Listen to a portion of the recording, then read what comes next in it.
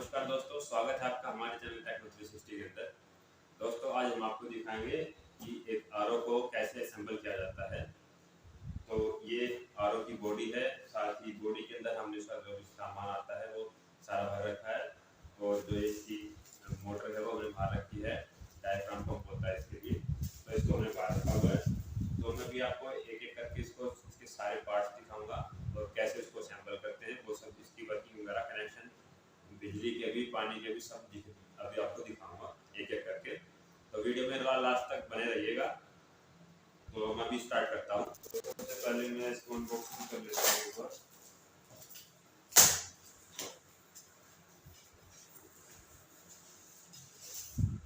और ये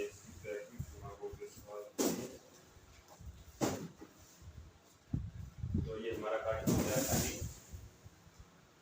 तो अभी अपने जो आरओ की बॉडी इसको निकाल सकते हो। तो ये हमारा नेक्सस का नेक्सस सीरीज का जो आरओ है। तो अभी इसको करेंगे हम एक एक करके स्टार्ट पूरी असेंबली को। सबसे पहले स्क्रू ड्राइवर के साथ हमने इसके ये साइड में और ऊपर की तरफ स्क्रू है, इनको खोल लेना है। तो जल्दी जल्दी मैं वाइट को खोल देता हूँ। ये स्क्रू स्टील के स्क्रू लगेंगे।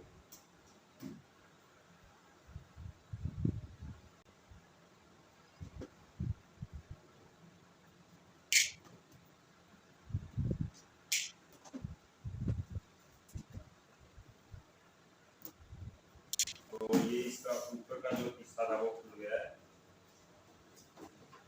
और ये जो कवर था वो अलग हो गया, इसको साइड रखते हैं थोड़ी देर के लिए, जब तक हम इसको असेंबल करते हैं तब तक।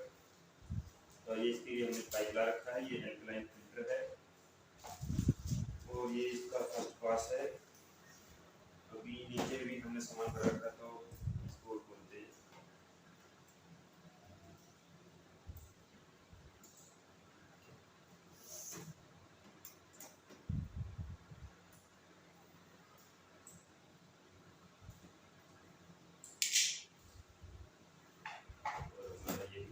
इसको भी साइड रखते हैं।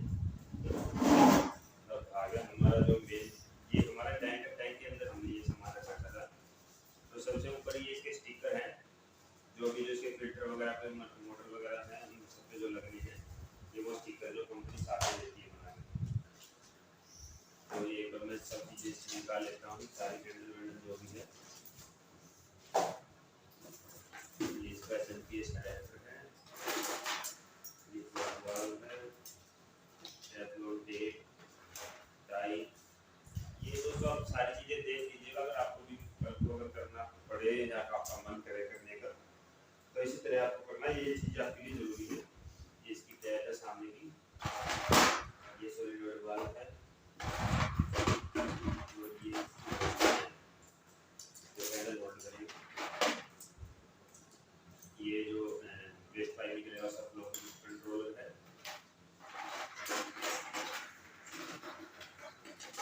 ये इनके ट्रांसफर है।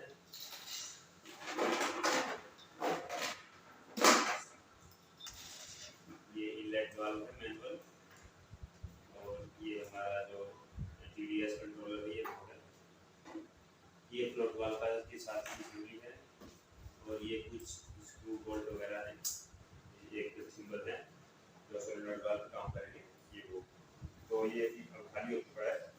तो अभी स्टार्ट करते हैं। सबसे पहले हम लगाएंगे केबल पीछे जो हमारी होती है टैप है जो हमारे, वो लगाते हैं सबसे पहले, क्योंकि इसके बाद हम इसको बंद करके ऊपर का काम स्टार्ट करेंगे। तो सबसे पहले मैं इसको लगा रहा हूँ। ये सिलिकॉन की रबड़ दे रखी, इसको आगे की तरफ करके इसको बाहर से डालना है और अंदर ये सिलिकॉन लगा के इसको टाइट करते जाइए। साथ साथ मैं आपको दिखा देता हूँ, इस तरह इसको टाइट करें, सीधा रखते हैं।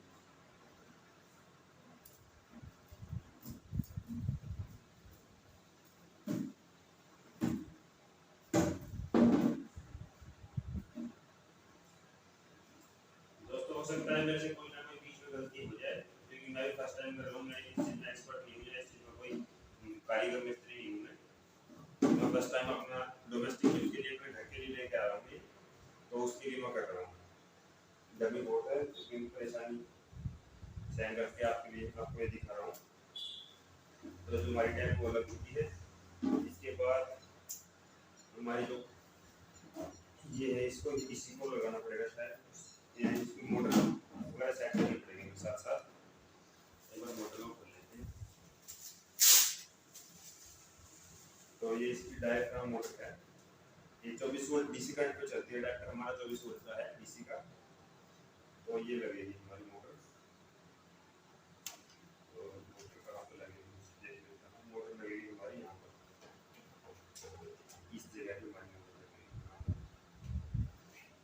तो दोस्तों मोटर को लगाने के लिए हम नट का इस्तेमाल ना करके टाई का इस्तेमाल करेंगे, क्योंकि नट जब हम इसके अंदर टाइट करेंगे तो जो नट की डिग्री है या जो एक साइड है नट की वो नीचे रहेगी, और नीचे पानी की भाप बन के उस पर जंग लगेगा, और जब वो जंग थोड़ा सा पुराना हो जाएगा तो वो जंग वापस आके पानी को खराब करेगा। तो फिल्टर करने का भी कोई फायदा नहीं होगा, क्योंकि आपका पानी रेड रेड कलर का हो जाएगा, होने लगेगा जंग से, और कुछ उसके अंदर जो आयरन की जो वेस्टेज है वो आएगी उसके अंदर। होता तो शरीर के लिए अच्छा है आयरन, लेकिन इतना भी अच्छा नहीं होता अगर ज़्यादा क्वांटिटी में हो। तो उसके लिए हम यहाँ पे टाई का इस्तेमाल करेंगे अपनी मोटर के लिए। तो मैं एक बार इसको यहाँ लगाता हूँ और टाई जो है लगा लेता हूँ।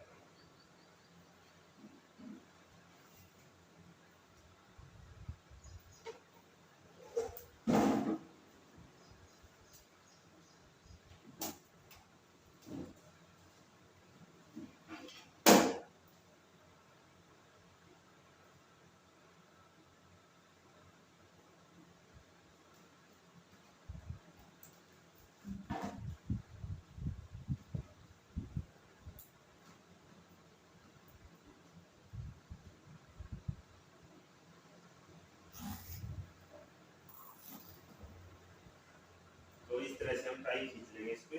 जैसे मैंने एक टाई लगा दी है, दूसरी लगा रहा हूँ।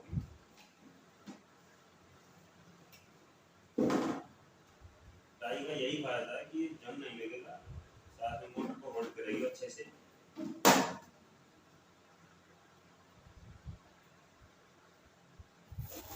तो ये मैंने दूसरी टाई भी लगा दी है, फर्स्ट वाली लगा दी है, और हमारा जो मोटर है पंप है वो टाइट हो गया इसके ऊपर।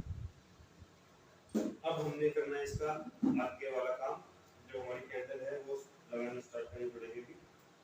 तो ये है, ये तो हमारी रहेगी इससे बाहर, ठीक है। तो इसको हम अलग रखते हैं थोड़ा सा। तो अभी हम एक बार जो इनके होल्डर हैं उन्हें लगा लेते हैं एक बार सभी।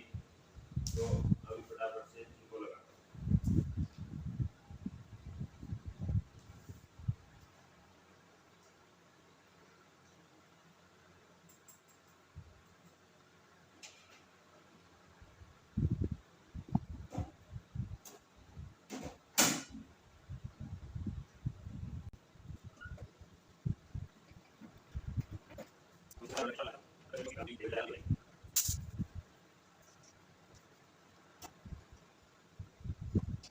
दोस्तों हम मोटर लगा चुके हैं, ये जो होल्डर है वो लगा चुके हैं।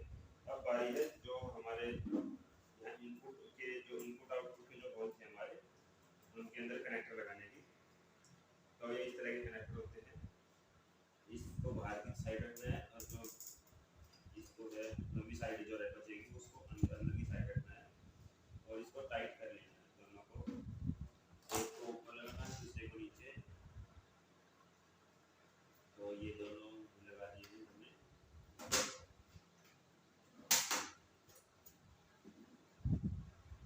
दोनों लग चुके हैं।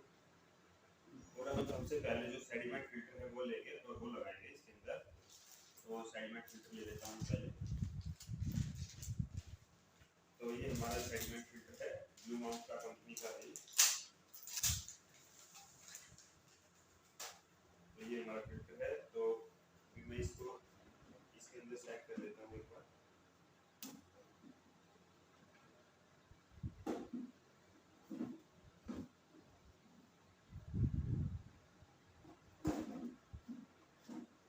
तो ये हमने हमारा जो सेडिमेंट फिल्टर था वो लगा लिया है। अब इससे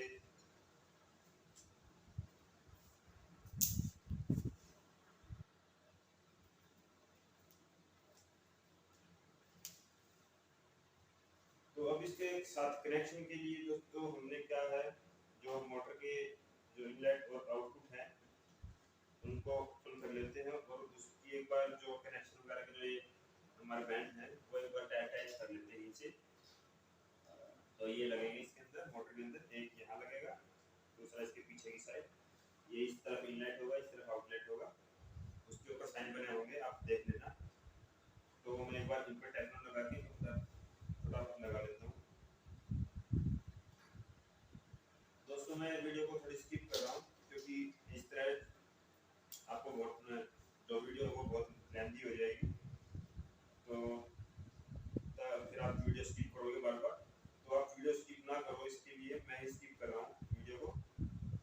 तो आप देखते रहना, वीडियो को लास्ट तक बने रहना हमारे साथ, क्योंकि लास्ट में मैं इसके सारे एक बार मैं इसको अटैच कर देता हूँ, सब जो असेंबली है आपको फिर आपको एक एक करके बता दूँ कि पहले ये लगेगा, उसके बाद ये कहाँ किस चीज़ का कैसे कनेक्शन होना, कौन सी चीज़ कहाँ लगनी है। तो तब तक के लिए वीडियो में आप बने रहना हमारे साथ। और लास्ट में मैं आपको बताऊंगा कि जो आरओ है वो बाहर से लगवाने में और खुद बना के लगाने में क्या डिफरेंस होता है, क्या फ़ायदा क्या नुकसान है, तो वो सब आपको बताऊंगा। तो तब तक वीडियो के लास्ट तक बने रहिएगा। तो मैं अभी एक बार इसको कर लेता हूँ, फिर मैं आपको दिखाता हूँ।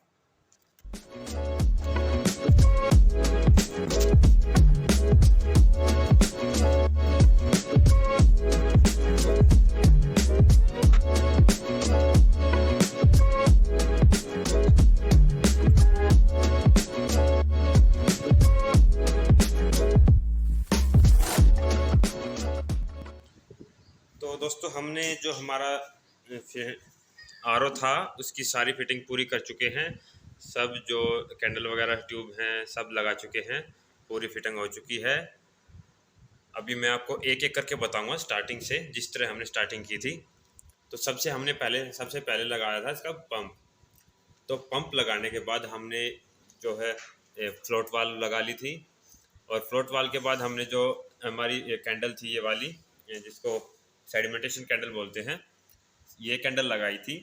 इस कैंडल लगाने के बाद हमने कनेक्शन कैसे किए थे वो मैं आपको बताता हूँ ज़रा।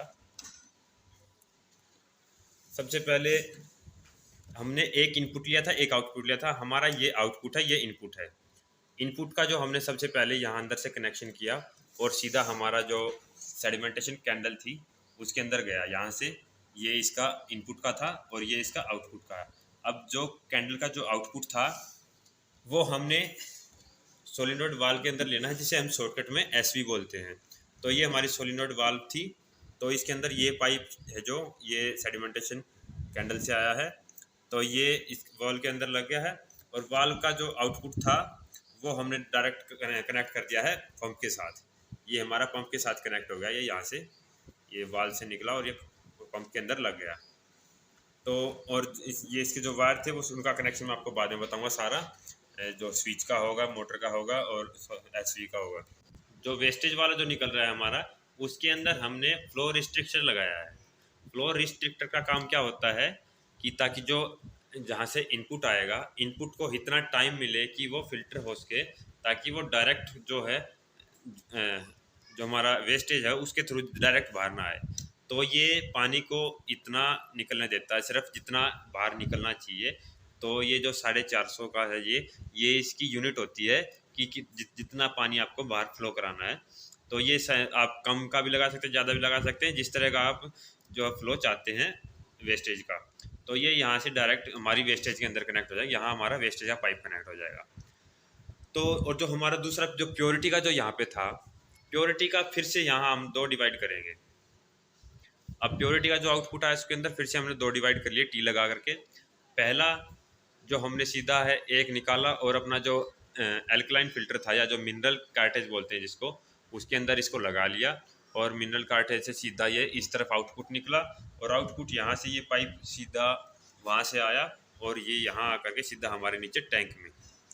तो ये चला गया हमारे टैंक के अंदर। और अब जो मैं आपको बताता हूँ, जहाँ हमने 2 टी यूज़ की थी।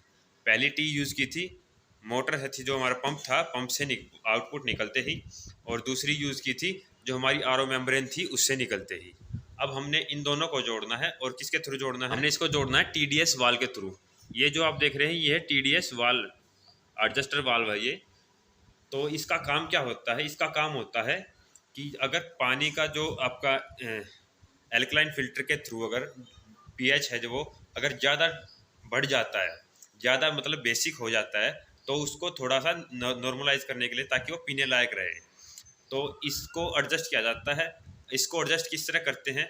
इसका सिंपल सा मैकेनिज्म बताता हूँ। क्या होता है कि जो आरओ मेम्ब्रेन को छोड़ करके जो पीछे से जो हमारा पंप जो पानी सप्लाई करता है आगे, उसी पानी को बाईपास कर देते हैं। इन 3 फिल्टर्स को छोड़ के, 2 फिल्टर्स को छोड़ के, 3 नहीं 2 फिल्टर को, तीसरे फिल्टर के थ्रू तो वो जाता है, जो हमारा एल्कलाइन फिल्टर होगा उसके थ्रू जाएगा। 2 फिल्टर को बाईपास कर देंगे। वो हमारे 2 फिल्टर हैं, कार्बन फिल्टर और आरओ मेम्ब्रेन फिल्टर। तो इन 2 फिल्टर को बाईपास करने के लिए हम इसको यहाँ से सीधा यहाँ जोड़ देंगे इस एडजस्टर वाल्व को यूज़ करते हुए। अब इस वाल्व को एडजस्ट कैसे करते हैं? इसको एडजस्ट इस तरह करेंगे, इसको ढीला करके और उसके बाद स्क्रू ड्राइवर के की सहायता से इसको हम ढीला या टाइट कर सकते हैं, जिससे जो पानी का जो फ्लो है, जो मोटर का जो फ्लो आएगा बाईपास, हमने कितना बाईपास वाटर की क्वांटिटी है वो कितनी बाईपास करनी है। हमने ज़्यादा खोलना तो इसको ढीला कर दे और कम खोलना तो इसको टाइट कर दे, या फिर हम इसको बिल्कुल बंद भी कर सकते हैं। तो ये उसको चीज़ को एडजस्ट करने के लिए है। अब बताता हूँ कनेक्शन के लिए सोलेनोइड वाल्व का, स्विच का और पंप का। तो ये हमने इसके पीछे लगा रखा है SMPS हमारा। ये SMPS के वायर आगे हमारे, ये हमारे मोटर के हैं, ये हमारा स्विच है, और ये जो 2 आप पीछे की तरफ जो देख रहे हैं वो वाइट और रेड, वो हमारे सोलेनोइड वाल्व के। तो सबसे पहले हमें काम क्या करना है, सोलेनोइड वाल्व का और पंप का, ये दोनों पॉजिटिव लेने हैं। ये पंप का पॉजिटिव है, ये SV का पॉजिटिव है। दोनों को एक साथ थिम्बल पे कनेक्ट करेंगे और स्विच के अंदर लगा देंगे। उसके बाद जो हमारा SMPS का जो नेगेटिव होगा, नेगेटिव के साथ दोनों के नेगेटिव कनेक्ट करेंगे, पंप का भी और SV का भी। दोनों का नेगेटिव करने के बाद हमारा वायर बच जाएगा एक, जो कि होगा हमारा SMPS का पॉजिटिव।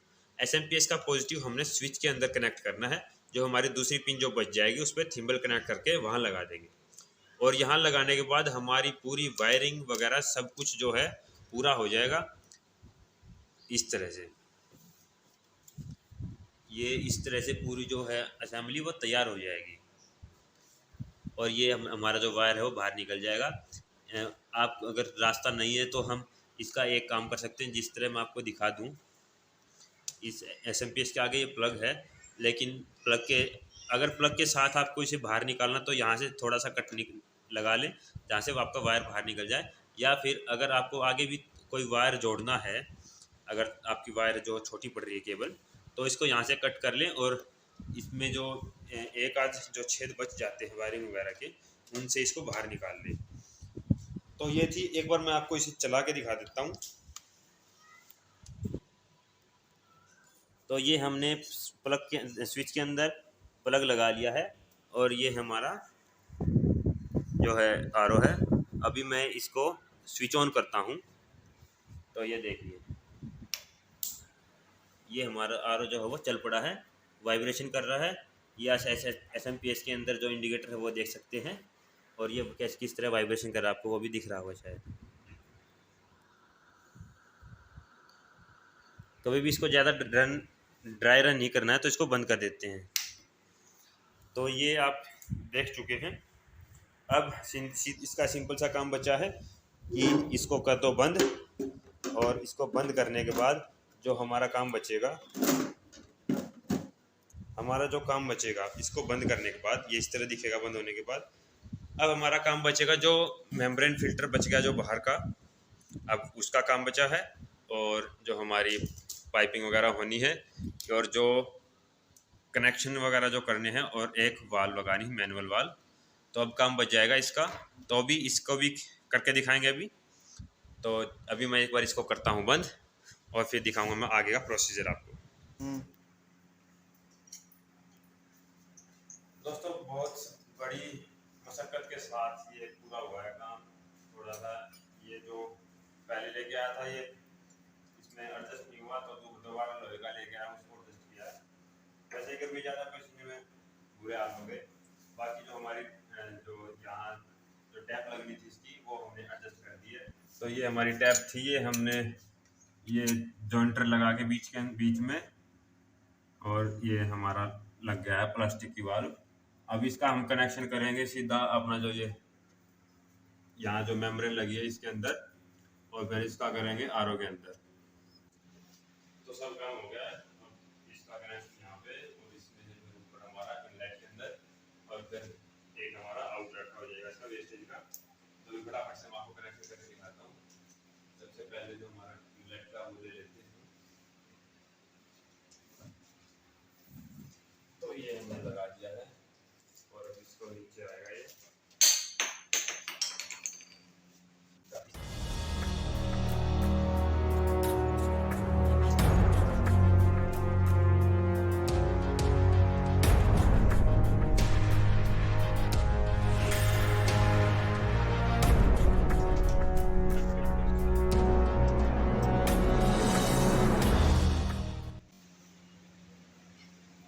और ये हमारा काम हो गया पूरा। अब एक एग्जिट की ओर लगानी है, वो लगा देते हैं इसके अंदर।